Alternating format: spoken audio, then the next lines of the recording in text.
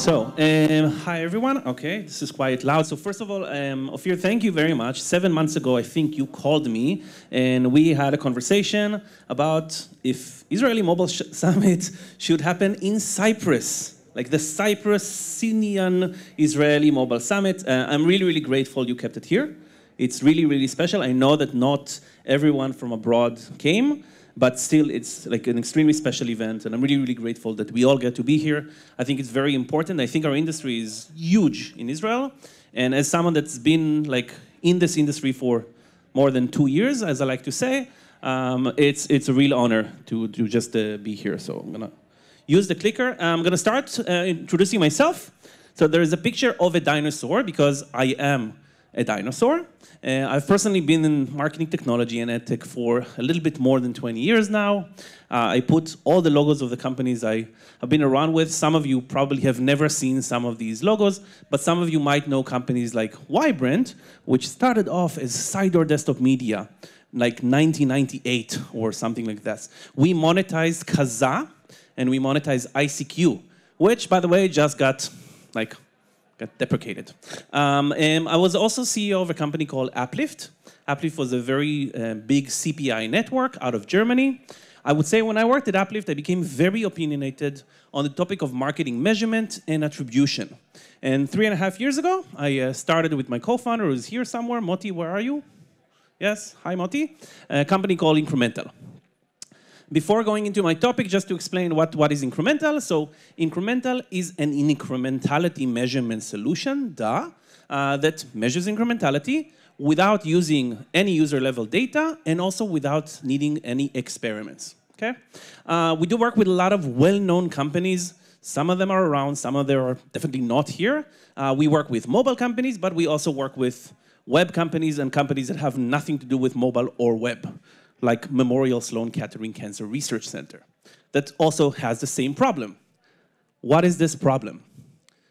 The problem is a slide that I actually would guarantee that at least one more speaker is using the same quote in this event. Like every event you go that talks about marketing these days has this slide at least once. It's a very famous quote. It's like a 100-year-old quote from this person who apparently invented the pop-up, who says half the money I spend on advertising is wasted. Trouble is, I don't know which half, okay? It's funny, but it illustrates the actual problem of measurement. Yeah? Now, attribution was supposed to fix it, okay? I remember, early 2000s, okay? The reason why digital marketing started scaling so fast is that the promise was really big, okay? Back then, I think it was like either Oren Kaniel or Eric Suford stood on Mount Sinai and basically promised everybody, like, you will be able to track and measure every single click and every single impression. This was the biggest promise of digital advertising. It's really why digital advertising scaled so fast, and it was a huge promise. Okay? Now, the question is, did it actually solve this measurement problem? Let me introduce to you how attribution works. This is Ophir. Ophir, this is especially for you. Also, not too many here. Ophir loves playing games. I don't know if you do, but hopefully you do. Ophir is a whale. Actual Ophir is pretty skinny, but analogy Ophir is a whale. If a user is a whale, marketing people usually like them. Okay? Debatable, but we can talk about it later. Anyway, Ophir was playing a game and wanted to get some more virtual coins, so he opted in to see an ad, rewarded video. So far, I guess, quite clear, nothing special, nothing new. Now, on day one, he was served an ad for Heap Merge, okay, a game I just invented, and the ad was served by UpLovin. He clicked it, okay, how kind of him. In the next couple of days, he saw more ads. He got served ads from Unity, Google, Liftoff, Vangle, Facebook, Twitter. Some of them he clicked, some of them he did not click. Eventually, Ophir was sold. He said, you know what? I'm going to install this game and I'm going to open it. And the reason why I'm mentioning opening it, because hopefully all of you do know that an install is not really an install with most platforms. An install is only when a user opens the app. The only ad platform that reports an install is Apple Searches. Different story, talk to me later about it. Now, I'm going to start with trivia. Okay? This one is Trivia level easy. Okay, if you get this right, I buy you a croissant outside, or I don't know, free Coke Zero, something like that. Now, who won credit for bringing Ophir? Any guesses here? The first? Yeah? Okay. Okay, so when it comes to winning, okay, winning the credit, and we have some upslayer people, so who won the credit? No, actually, so Liftoff would actually win the credit here, okay? Why? Because I don't know if you see it, because the screen is not, like, maybe it could be bigger, but Liftoff generated a click with an IDFA versus the last one that actually generated the click only with an IP. And with most MMPs, but not all, a click with an IDFA that basically is deterministic will have a higher score than a click without one, definitely a view. And proximity matters. So if the click happened 1 day before the conversion, 2 days, 3 days, 4 days, and so on, also matters. So yes, you have a window of attribution, but you also have something that is like a configuration of a waterfall of which event gets a higher score. So this was level easy, okay? Now let's go for medium, okay? Whoever gets this one right, I'll say, gets a dinner, okay? On me. Who claimed credit? Who basically said, I generated the conversion? Any guesses there? Someone said Facebook, someone said all of them. So you might have heard the term self-reporting platforms, self-reporting networks, SANs, SRNs, whatever. There's many, many, many names to this. But basically the way it works with some of the large platforms, okay, the ones that have an enormous amount of first-party data and they basically can do it because why not, would basically say, hey, I want all IDFAs and I'm gonna do the matching because if I show the user an ad, I must have generated this user. So I'm gonna claim that, okay? Now we're gonna get to the real question. Whoever gets this one right, free Lamborghini on me. Yeah? So the question, the big question is, drum roll.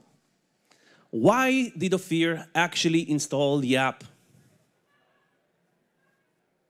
Any guesses? Yeah? Let's add some more color, okay? So heap merge also got featured on day 3, and they started the TV campaign on day 4. And Mr. Beast, and if you don't know Mr. Beast, you should know Mr. Beast. It's the #1 influencer in the world. Mr. Beast mentioned heap merge on day, let's say, 5. And I don't know if it's relevant or not, it rained on day 6. Okay? Question is, again, why did Ophir install heap merge? Ophir, can you maybe answer? Why did you install heap? You have no idea. Okay? Now, the point was always this. Attribution, basically, click-based attribution told you who scored the goal. That is fact, okay? You can't argue with it.